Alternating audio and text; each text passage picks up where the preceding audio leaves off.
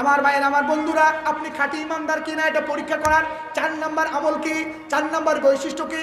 আল্লাহ তাআলা সূরা আনফালের এই আয়াতে কারিমার মধ্যে বলেন, আল্লাযীনা ইউকিমুনাস সালাতা ওয়া মিম্মা রাযাকনাহুম ইউনফিকুন।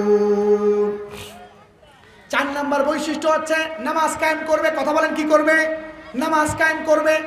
নামাজ কায়েম করার ক্ষেত্রে কোনো প্রকার গড়িমসি করবে না। নামাজ কায়েম করার ক্ষেত্রে কোনো প্রকার উদাসীনতা দেখাবে না। যারা খাঁটি ইমানদার হবে, যাদের ইমানের মধ্যে কোনো ভেজাল নাই, আমি যে আয়াত কারিমা তেলাওয়াত করেছি, যে মুমিনদের ব্যাপারে আল্লাহ তাআলা বলছেন যে কোরআনুল কারীম কি করে, ওয়া ইউবাশশিরুল মুমিনিন, মুমিনদেরকে কি করেন? সুসংবাদ দেন।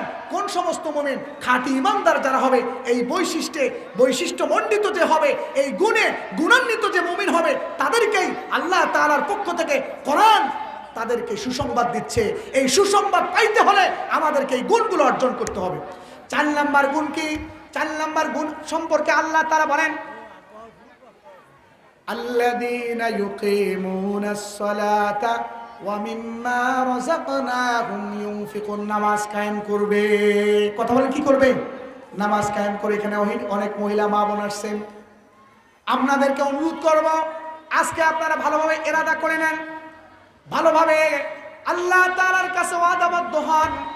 মুসলিম যুবক ভাইরা যারা এসেছেন, আমার মাইকের আওয়াজ যতদূর পর্যন্ত যায়, সকলের কাছে অনুরোধ, আপনারা নামাজটা শুরু করে দেন, নামাজটা পড়া শুরু করে দেন। দেখবেন নামাজ পড়ার কারণে আপনার আরো অন্য গুনাহ থেকে বেঁচে থাকাটা একদম সহজ হয়ে যাবে। এটা আমার কথা নয়, কোরআনুল কারীমের মধ্যে আল্লাহ পাক রব্বুল আমিন বলেছেন, ইন্নাস সালাতা তানহা আনিল ফাহশাই ওয়াল মুনকার। নিঃসন্দেহে নামাজ মানুষকে যাবতীয় প্রকার অশ্লীল কাজ থেকে বিরত রাখে।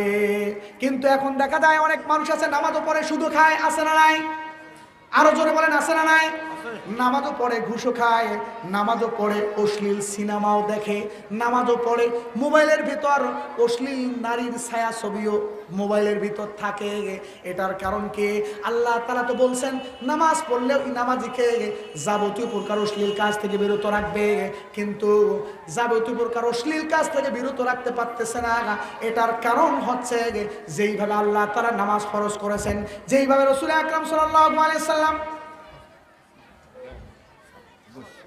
নামাজের এরকম ভাবে আদেশ দিয়েছেন, পড়ার তাকিদ দিয়েছেন, সেইভাবে নামাজটা হয় না।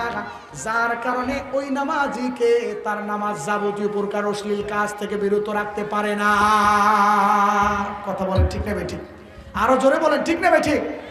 যদি সঠিকভাবে নামাজ আদায় করে, তাহলে ওই নামাজ তাকে অবশ্যই গুনাহের কাজ থেকে, অশ্লীল কাজ থেকে, এরকম ভাবে গুনাহের কাজ থেকে, এগুলো থেকে কি রাখবে? বিরত রাখবে, অবশ্যই বিরত রাখবে।